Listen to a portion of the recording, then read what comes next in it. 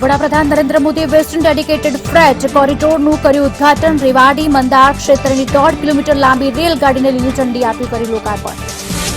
ખેડૂતોનું આંદોલન ઉગ્ર. ટ્રેક્ટર રેલીનો કિસાનો દ્વારા પ્રારંભ. સિંધુ બોર્ડર પર મોટી સંખ્યામાં તહેનાત સુરક્ષા દળ.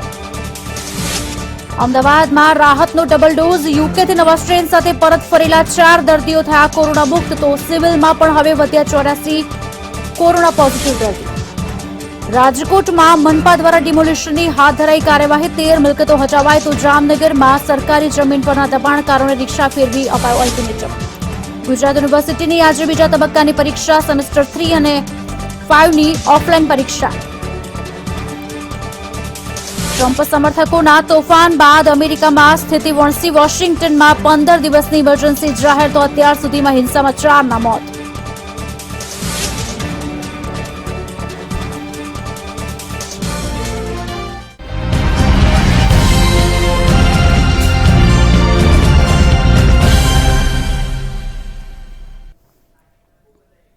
આપ જોઈ રહ્યા છો મંતવ્ય મધ્યાહન અને હું છું ખુશાલી. સમાચારની શરૂઆત મહત્વના સમાચારથી કરીશું. પીએમ મોદીએ ઉદ્ઘાટન કર્યું હોવાના સમાચાર. વેસ્ટર્ન ડેડિકેટેડ ફ્રેટ કોરિડોરનું ઉદ્ઘાટન કર્યું હોવાના સમાચાર હાલ મળી રહ્યા છે. રેવાડી મંદાર ક્ષેત્રનું લોકાર્પણ કર્યું હોવાના સમાચાર હાલ પ્રાપ્ત થઈ રહ્યા છે. આપને જણાવી દઈએ 1.5 કિલોમીટર લાંબી રેલગાડીને લીલી ઝંડી આપી લોકાર્પણ કર્યું. ડબલ કન્ટેનરથી સજ્જ છે 1.5 કિલોમીટર લાંબી આ માલગાડી. હરિયાણાથી રાજસ્થાન સુધીનો 306 કિલોમીટર લાંબો ટ્રેક જોવા મળશે. આપને જણાવી દઈએ ગુજરાતના પોર્ટ્સને ઉત્તર ભારત સાથે જોડવામાં મદદ કરશે.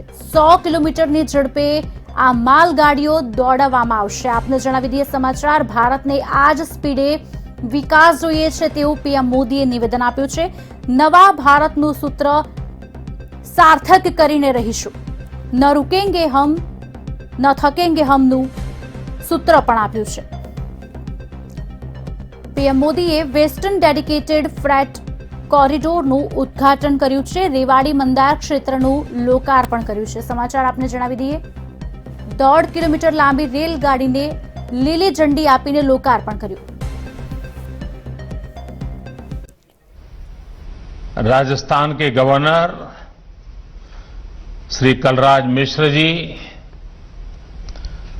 हरियाणा के गवर्नर श्री सत्यदेव नारायण आर्य जी, राजस्थान के मुख्यमंत्री श्री अशोक गहलोत जी, हरियाणा के मुख्यमंत्री श्री मनोहर लाल जी, उप मुख्यमंत्री श्री दुष्यंत चौटाला जी, मंत्रिमंडल में मेरे सहयोगी श्री पीयूष गोयल जी, राजस्थान के ही श्री गजेंद्र सिंह शेखावत जी, अर्जुन राम मेघवाल जी, कैलाश चौधरी जी, हरियाणा के ही राव इंद्रजीत सिंह जी, रतनलाल कटारिया जी, कृष्णपाल जी, संसद के मेरे अन्य सभी सहयोगीगण, विधायकगण,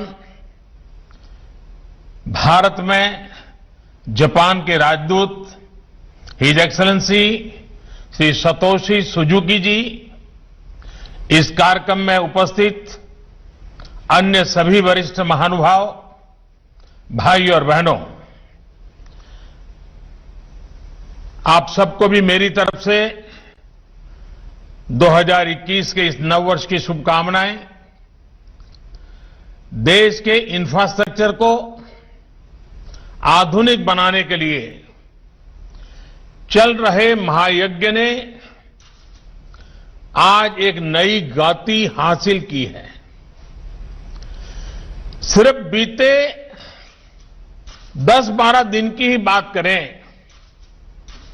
तो आधुनिक डिजिटल इंफ्रास्ट्रक्चर की मदद से किसानों के खाते में सीधे 18,000 करोड़ रुपए से ज्यादा ट्रांसफर किए गए. दिल्ली मेट्रो की एयरपोर्ट एक्सप्रेस लाइन पर नेशनल कॉमन मोबिलिटी कार्ड की शुरुआत हुई. उसी प्रकार से ड्राइवरलेस मेट्रो उसका भी आरंभ हुआ। गुजरात के राजकोट में एम्स, तो ओडिशा के संबलपुर में आईआईएम, इसके परमानेंट कैंपस का काम शुरू हुआ। दुनिया की बेहतरीन टेक्नोलॉजी के साथ देश के 6 शहरों में 6,000 घर बनाने का काम शुरू हुआ। नेशनल एटॉमिक टाइम स्केल और भारतीय निर्देशक द्रव्य प्रणाली राष्ट्र को समर्पित की गई।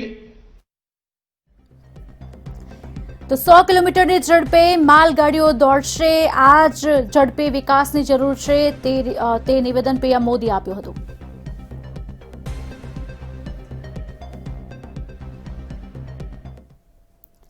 પ્રધાનમંત્રી નરેન્દ્ર મોદી આજે વેસ્ટર્ન ડેડિકેટેડ ફ્રેટ કોરિડોરના રેવાડી મંદાર ખંડને દેશને સમર્પિત કરાયું. આ ઇવેન્ટનું આકર્ષણ હશે ડબલ ડેકર કન્ટેનર ધરાવતી વિશ્વની સૌથી લાંબી ટ્રેન, જેને પ્રધાનમંત્રીએ ગ્રીન સિગ્નલ આપ્યું.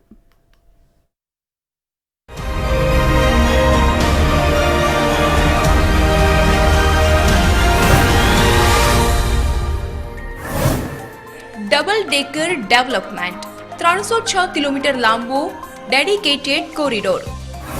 આ કોરિડોરમાં માત્ર ગુડ્સ ટ્રેન જ દોડશે. ગુડ્સ ટ્રેનની ઝડપ હશે 100 કિલોમીટર પ્રતિ કલાકની. માલ સામાનની હેરફેરમાં આવશે જોરદાર વૃદ્ધિ. કોરિડોર જોડશે મલ્ટી મોડલ લોજિસ્ટિક હબને.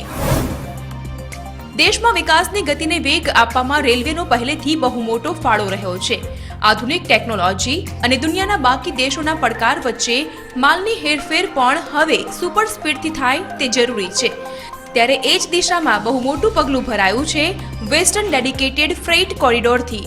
આ કોરિડોરની ખાસ વાત એ હશે કે અહીંના ટ્રેક પર માત્ર ગુડ્સ ટ્રેન જ દોડશે, એટલે કે કોઈ બિનજરૂરી સ્ટોપેજ નહીં આવે. એ સાથે જ આ કોરિડોર પર જેટલા સ્ટેશન આવશે તે બધા માલ સામાન માટેના જ હશે, એટલે કે લોકો અહીં નહીં આવે.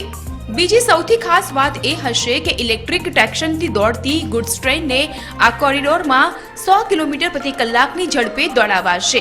આ ટ્રેક પર ડબલ ડેકર ટ્રેન દોડાવવાની હોવાથી ઇલેક્ટ્રિસિટીનો કેબલ પણ એટલો ઊંચો રખાયો છે. આ કોરિડોર 306 કિલોમીટરનો છે, જે દેશના તમામ મહત્વના ઔદ્યોગિક શહેરોને જોડશે. Double decker development. Double decker goods train છે ખાસ આકર્ષણ. 1.5 કિલોમીટર લાંબી છે ડબલ ડેકર ટ્રેન.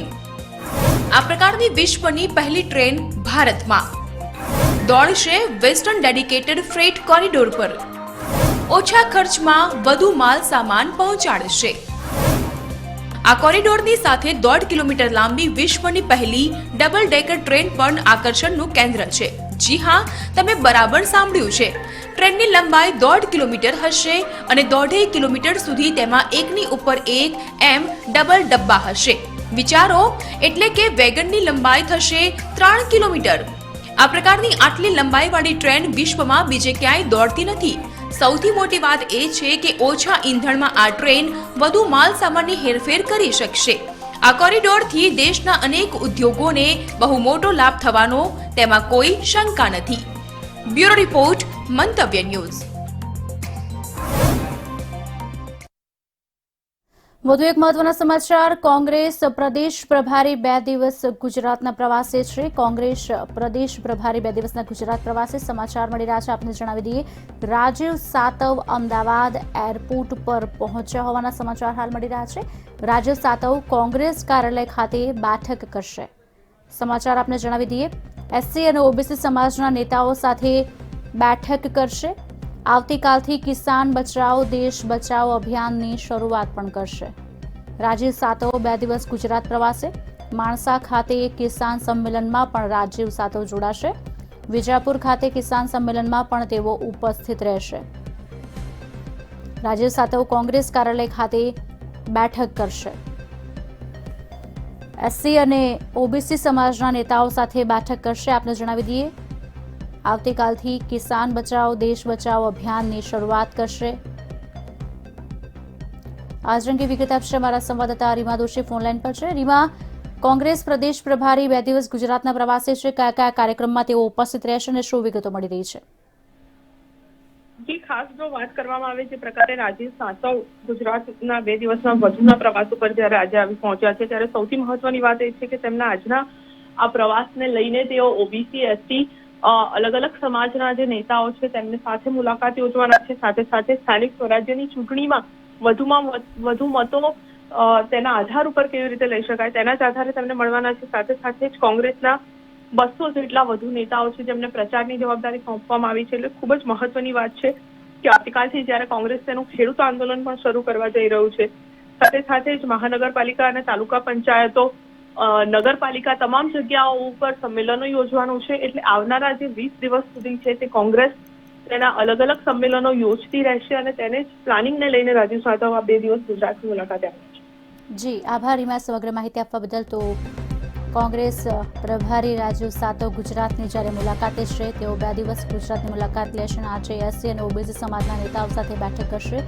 કાલથી કિસાન બચાવો દેશ બચાવોનું અભિયાન પણ શરૂ કરશે અને તમામ જે કિસાન કાર્યક્રમો હશે તેમાં એક પછી એક તેઓ ઉપસ્થિત રહેશે.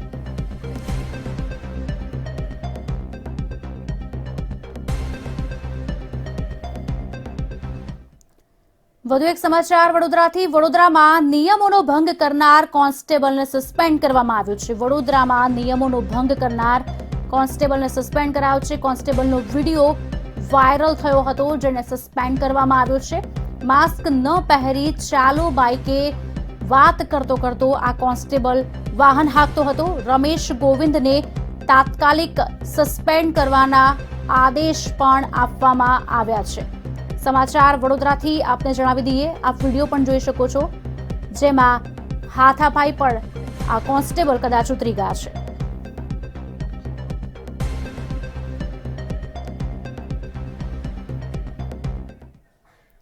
તો રાજકોટ મનપા દ્વારા ડિમોલિશનની કાર્યવાહી હાથ ધરાઈ છે. રાજકોટથી આ સમાચાર. મહાનગરપાલિકા દ્વારા ડિમોલિશનનું કામ હાથ ધરાયું છે.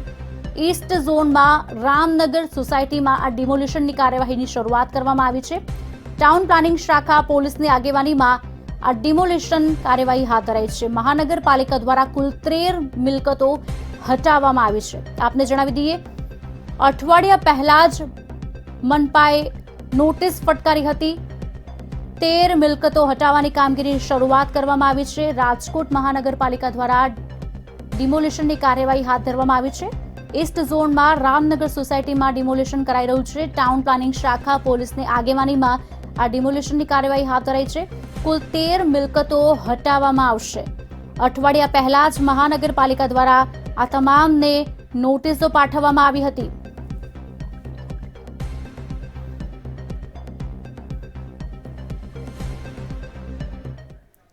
તો બીજી તરફ સમાચાર ભુજથી. ભુજના ટાઉન હોલમાં સોશિયલ ડિસ્ટન્સિંગના ધજાગરા જોવા મળ્યા. સમાચાર ભુજથી, જ્યાં શિક્ષણ તંત્ર દ્વારા આયોજિત કાર્યક્રમમાં નિયમોનો ભંગ કરવામાં આવ્યો છે. શિક્ષકોએ માસ્ક પહેર્યા પણ સોશિયલ ડિસ્ટન્સનો ભંગ કર્યો. હાઈસ્કૂલનું ઈ લોકાર્પણ, શિક્ષકોને નિમણૂક પત્રનો કાર્યક્રમ કરવામાં આવ્યો હતો. શિક્ષણ તંત્ર દ્વારા આયોજિત આ કાર્યક્રમોમાં નિયમો ભૂલાયા હોય તેવા દ્રશ્યો પણ સર્જાયા છે. સોશિયલ ડિસ્ટન્સિંગનો અભાવ આ કાર્યક્રમમાં જોવા મળ્યો. માસ્ક પહેર્યા છે પણ ડિસ્ટન્સ જાળવી રાખ્યું નથી. શિક્ષણ તંત્ર દ્વારા આયોજિત હતો આ કાર્યક્રમ, જેમાં નિયમોને ભૂલવામાં આવ્યા છે અને શિક્ષકોએ માસ્ક પહેર્યા પણ સોશિયલ ડિસ્ટન્સ જાળવ્યું નથી. દ્રશ્યોમાં જોઈ શકાય છે. આ ભુજના દ્રશ્યો મેં આપના સુધી પહોંચાડી રહ્યા છે, જ્યાં શિક્ષણ તંત્ર દ્વારા આયોજિત આ કાર્યક્રમમાં શિક્ષકોએ માસ્ક તો પહેર્યા છે પણ સોશિયલ ડિસ્ટન્સ જોડાયો નથી. આજ અંગે વિગત આપશે અમારા સંવાદદાતા કૌશિક છાયા ફોનલાઈન પર. કૌશિક, જે કાર્યક્રમ યોજવામાં આવ્યો હતો, માસ્ક તો પહેરેલા દેખાય છે પણ સોશિયલ ડિસ્ટન્સ ક્યાંય દેખાતું નથી, શું વિગતો? જી, ચોક્કસથી આજે ભુજ શહેરના ટાઉન હોલમાં શિક્ષણ તંત્ર દ્વારા એક શૈક્ષણિક કાર્યક્રમ યોજાયો હતો, જેમાં નિયમોનું સરેઆમ ભંગ કરતા જોવા મળ્યા હતા. શિક્ષકોએ માસ્ક પહેર્યા હતા પણ સોશિયલ ડિસ્ટન્સનો અહીં સરેઆમ ભંગ થયો છે। હાઈસ્કૂલનું લોકાર્પણ તેમજ શિક્ષકોને નિમણૂક પત્ર આપવાનો આ કાર્યક્રમ યોજવામાં આવ્યો છે। રાજ્યમંત્રી, સાંસદ, ધારાસભ્ય, જિલ્લાના વરિષ્ઠ અધિકારીઓ કાર્યક્રમમાં હાજરી આપે તે પૂર્વે નિયમોનો સરેઆમ ભંગ કરવામાં આવ્યો છે। ત્યારે અનેક સવાલો શિક્ષણ તંત્ર પર થવા પામ્યા છે। જી આભાર સમગ્ર માહિતી આપવા બદલ કૌશલ। તો શિક્ષણ તંત્ર દ્વારા આયોજિત આ કાર્યક્રમમાં શિક્ષકોએ માસ્ક તો પહેર્યા પણ સોશિયલ ડિસ્ટન્સિંગ કરવાનું કદાચ ભૂલી ગયા અને ડિસ્ટન્સિંગના ધજાગરા ચોક્કસ જોઈ શકાય છે।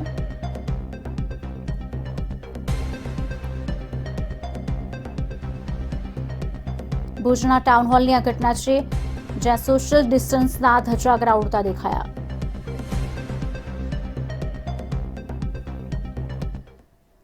તો ગુજરાત યુનિવર્સિટીની આજે બીજા તબક્કાની પરીક્ષા યોજાવા જઈ રહી છે તે લગતા જ સમાચાર હાલ પ્રાપ્ત થઈ રહ્યા છે। આપને જણાવી દઈએ આજે બીજા તબક્કાની પરીક્ષા ગુજરાત યુનિવર્સિટીની આજે સેમેસ્ટર 3 અને 5ની ઓફલાઈન પરીક્ષા યોજાવા જઈ રહી છે। યુજી પીજીના સેમેસ્ટરની વિદ્યાર્થીઓએ પરીક્ષા આપી છે। રાજ્યના 135 પરીક્ષા કેન્દ્ર પર પરીક્ષાનું આયોજન કરવામાં આવ્યું છે।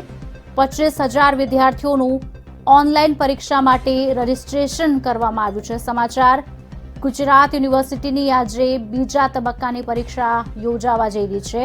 સેમેસ્ટર 3 અને 5ની ઓફલાઈન પરીક્ષા આજે યોજાવા જઈ રહી છે। યુજી પીજીના સેમેસ્ટરની વિદ્યાર્થીઓએ પરીક્ષા આપી। રાજ્યના 135 પરીક્ષા કેન્દ્ર પર પરીક્ષાનું આયોજન કરવામાં આવ્યું। 25,000 વિદ્યાર્થીઓનું ઓનલાઈન પરીક્ષા માટે રજીસ્ટ્રેશન કરવામાં આવ્યું। આપને જણાવી દઈએ સમાચાર ગુજરાત યુનિવર્સિટીની આજે બીજા તબક્કાની પરીક્ષા લેવાવા જઈ રહી છે।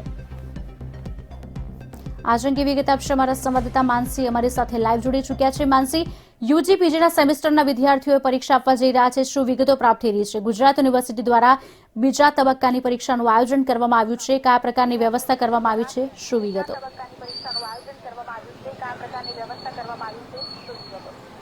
બિલકુલ, ખાસ કરીને જો પરીક્ષાની વાત કરવામાં આવે તો ગુજરાત યુનિવર્સિટી દ્વારા આજે એટલે કે કહી શકાય કે આજે ઓફલાઈન જે પરીક્ષાનું જે આયોજન છે તે આયોજન કરવામાં આવ્યું હતું। આ જે દ્રશ્યો છે તેમાં જોઈ શકાય છે કે વિદ્યાર્થીઓ ખાસ કરીને જે પરીક્ષા છે તે પરીક્ષા આપીને પરત ફરી રહ્યા છે। આજે કહી શકાય કે બીજા તબક્કાની જે પરીક્ષા છે ગુજરાત યુનિવર્સિટીમાં તે પરીક્ષાનું આયોજન થયું હતું, જેમાં ખાસ કરીને બીકોમના સેમેસ્ટર 3 અને 5ના વિદ્યાર્થીઓની પરીક્ષાનું આયોજન થયું હતું, જેમાં અંદાજે સમગ્ર ગુજરાતમાં આયોજન કર્યું હતું, જેમાં અમદાવાદમાં 55,000 જેટલા વિદ્યાર્થીઓએ આજે કહી શકાય કે સેમ 3 અને સેમ 5ની જે પરીક્ષા છે તે પરીક્ષા આપી હતી।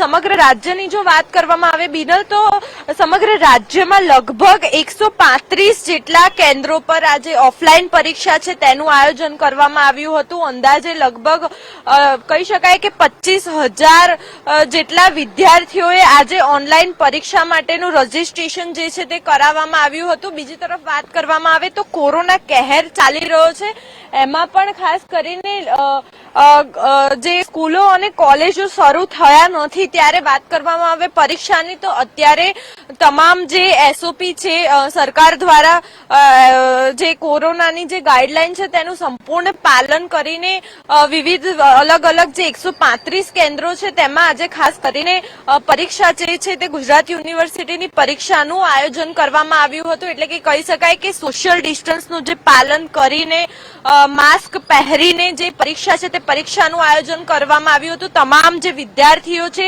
તેમને સોશિયલ ડિસ્ટન્સનું પાલન કર્યું હતું અને લગભગ એક ક્લાસમાં અંદાજે મર્યાદા કરતા ઓછા વિદ્યાર્થીઓને બેસાડવામાં આવ્યા હતા। ત્યારે પરીક્ષા ખંડમાં એન્ટ્રી કર્યા બાદ પણ કહી શકાય કે સેનેટાઈઝર કરવામાં આવતું હતું વિદ્યાર્થીને, ત્યારબાદ માસ્ક વગર પણ કોઈ પણ વિદ્યાર્થીને એન્ટ્રી આપવામાં આવતી નહોતી। એટલે કહી શકાય કે જે રીતે કોરોનાનો કહેર ચાલી રહ્યો છે ત્યારે વિદ્યાર્થીઓએ આજે જે ઓફલાઈન પરીક્ષા આપી છે તે સંપૂર્ણ એસઓપીનું પાલન કરીને રાજ્ય સરકાર દ્વારા જે એસઓપી બહાર પાડવામાં આવી છે તેનું એસઓપીનું પાલન કરીને સમગ્ર તમામ વિદ્યાર્થીઓએ આજે ઓફલાઈન જે પરીક્ષા છે તે પરીક્ષા આપી હતી। એટલે કે કહી શકાય કે કોરોના કાળમાં હજી સુધી જે શાળાઓ છે અને કોલેજો છે તે રાબેતા મુજબ ચાલુ નથી થયા, પરંતુ કહી શકાય કે જે અમુક જે વિષયોને લઈને જે પરીક્ષાનું જે આયોજન છે તે ઓફલાઈન પરીક્ષાનું આયોજન કરવામાં આવી રહ્યું છે અને વિદ્યાર્થીઓનું ભવિષ્ય ન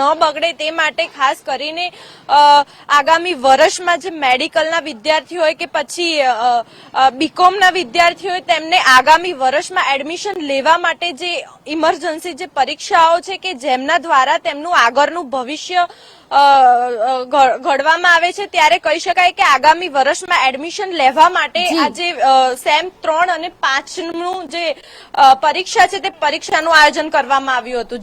જી આભાર માનસી, સમગ્ર માહિતી આપવા બદલ. અપડેટ્સ લેતા રહીશું. તો આજે બીજા તબક્કાની પરીક્ષા ગુજરાત યુનિવર્સિટીની રાજ્યના 135 પરીક્ષા કેન્દ્ર પર પરીક્ષાનું આયોજન કરવામાં આવી રહ્યું છે. આપને જણાવી દઈએ 25,000 વિદ્યાર્થીઓનું ઓનલાઈન પરીક્ષા માટે રજીસ્ટ્રેશન કરવામાં આવ્યું છે.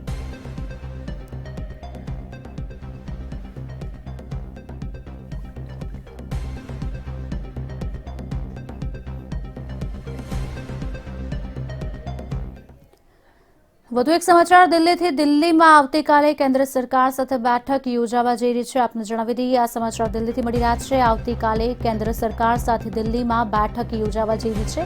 બેઠક પહેલા દિલ્હીને ઘેરવા ટ્રેક્ટર રેલીનું આયોજન કરવામાં આવી રહ્યું છે. દિલ્હીના ચારેય બાજુ ટ્રેક્ટર માર્ચ ખેડૂતો કાઢશે.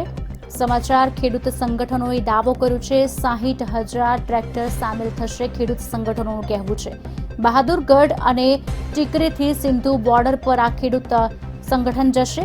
મોટી સંખ્યામાં ખેડૂતો આ ટ્રેક્ટર રેલીમાં જોડાશે તેવા સમાચાર મળી રહ્યા છે.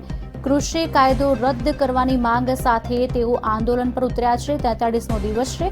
26મી જાન્યુઆરીએ પણ ખેડૂત પરેડની તૈયારીઓ કરી રહ્યા છે.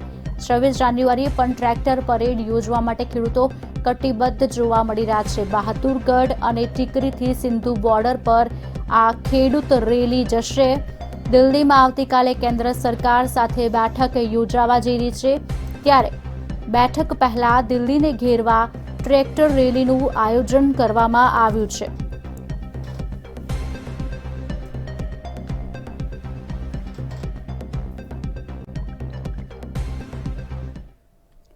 તો ગુજરાતની વધુ એક યોજનાનું પીએમ મોદી દ્વારા ખાતમુહૂર્ત કરવામાં આવશે. વધુ એક સમાચાર, ગુજરાતની જે યોજના છે તેનું પીએમ મોદી દ્વારા ખાતમુહૂર્ત કરવામાં આવશે. 16 જાન્યુઆરીએ કેવડિયા વડોદરા રેલવે સ્ટેશનનું લોકાર્પણ કરવામાં આવશે. 18 જાન્યુઆરીએ અમદાવાદ સુરત મેટ્રોનું ખાતમુહૂર્ત કરવામાં આવશે. અમદાવાદમાં ફેઝ 2 મેટ્રો પ્રોજેક્ટનું પણ શિલાન્યાસ કરવામાં આવશે. આપને જણાવી દઈએ પીએમ મોદી ગુજરાતને વધુ 2 ભેટ આપવા જઈ રહ્યા છે. સમાચાર આપને જણાવી દઈએ. આજ અંગે વિગત આપશે અમારા સહયોગી ફોનલાઈન પર કેતન જોશી જોડાઈ ચૂક્યા છે. કેતન, 16 જાન્યુઆરીએ લોકાર્પણ થશે રેલવેનું, એટલે કે પીએમ મોદી ફરી વખત બીજી 2 ભેટ ગુજરાતને આપવા જઈ રહ્યા છે. શું વિગતો? ગુજરાતની વધુ 2 યોજનાઓનું એકમાં ખાતમુહૂર્ત અને એકનું લોકાર્પણ થઈ રહ્યું છે. ખાસ કરીને નર્મદા ભરૂચ જિલ્લા માટે આ મહત્વપૂર્ણ યોજના હતી. કેવડિયા વડોદરા રેલવે સ્ટેશન અને કેવડિયાથી ડભોઈનું જે રેલવે સ્ટેશન, જે રેલવે લાઇન ઘણા સમયથી કાર્યરત કરવા માટે યુદ્ધના ધોરણે કામગીરી હાથ ધરવામાં આવી હતી, તે બંને સ્ટેશનનું રેલવે સ્ટેશન તૈયાર થઈ ચૂક્યા છે ને તેનું લોકાર્પણ પીએમ મોદીના હસ્તે નવી દિલ્હીથી લોકાર્પણ કરવામાં આવશે. બીજી તરફ 18 જાન્યુઆરીએ અમદાવાદ સુરત મેટ્રોનું પણ ખાતમુહૂર્ત કરવામાં આવશે. અમદાવાદ અને ગાંધીનગર વચ્ચેનો જે ગિફ્ટ સિટી સુધીનો જે મેટ્રો કોરિડોર છે, તેમાં જેને ફેઝ 2 તરીકે પણ ઓળખવામાં આવે છે, તે અને સુરતમાં જે મેટ્રો શરૂ કરવાની પહેલેથી જ જાહેરાત કરવામાં આવી છે તેનો પણ શિલાન્યાસ કરવામાં આવશે. જી કેતન, આભાર. અપડેટ્સ લેતા રહીશું આપની પાસેથી. તો પીએમ મોદી ગુજરાતને વધુ 2 ગિફ્ટ આપશે. આપને જણાવી દઈએ સમાચાર, ગુજરાતની વધુ એક યોજનાનું પીએમ મોદી દ્વારા ખાતમુહૂર્ત કરવામાં આવશે.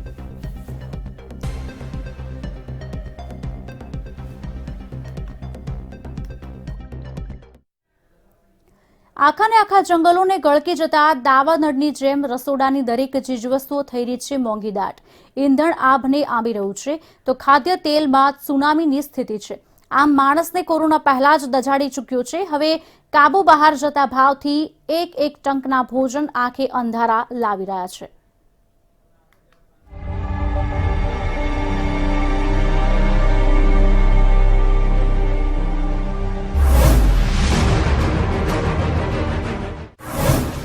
મહામારીથી ભારે મોંઘવારી, ઈંધણ ખાદ્ય તેલમાં મોંઘવારીનો દાવાનળ, બેફામ તેલ માફિયા પર નથી કોઈ લગામ, 6 મહિનામાં જ ભાવ થઈ ગયા દોઢા, ઈંધણ તેલની અસર સેંકડો ચીજવસ્તુ પર, કોરોનાના નામે પણ જીવન કર્યું ડોહલું,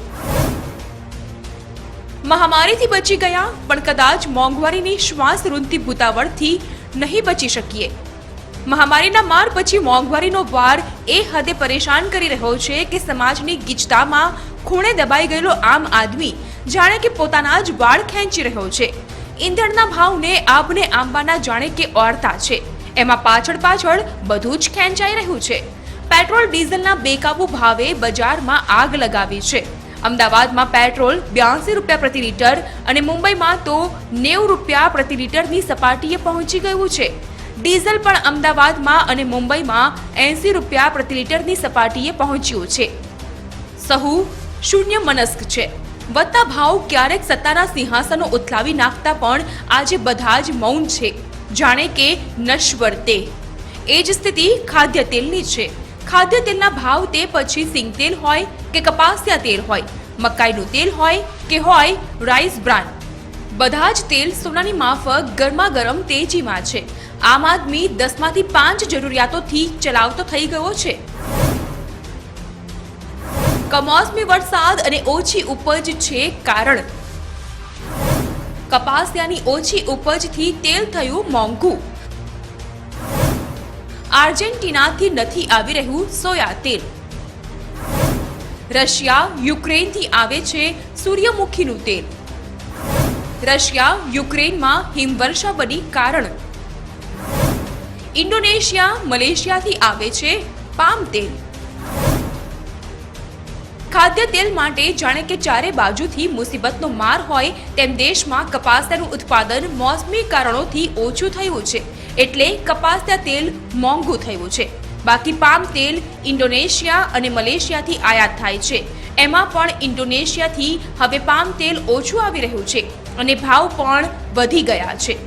આર્જેન્ટિનાથી આવતું સોયા તેલ પણ ત્યાં હડતાળની સમસ્યાથી અટકી ગયું છે.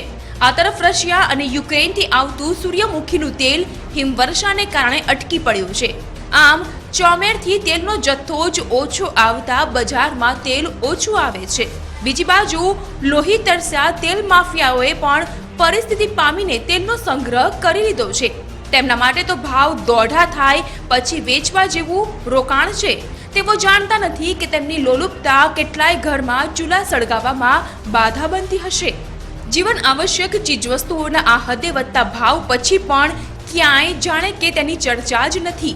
કદાચ લોકોને બીજા બધા મુદ્દાઓ જ વધુ મહત્વના લાગે છે, અથવા તો આ બધી જ બાબતોમાં જનતાના મનને સુષુપ્ત કરી દેવાયું છે. બ્યુરો રિપોર્ટ, મંતવ્ય ન્યૂઝ. મંતવ્ય મધ્યાહનમાં અત્યારે બસ આટલું જ. રજા આપશો. નમસ્કાર.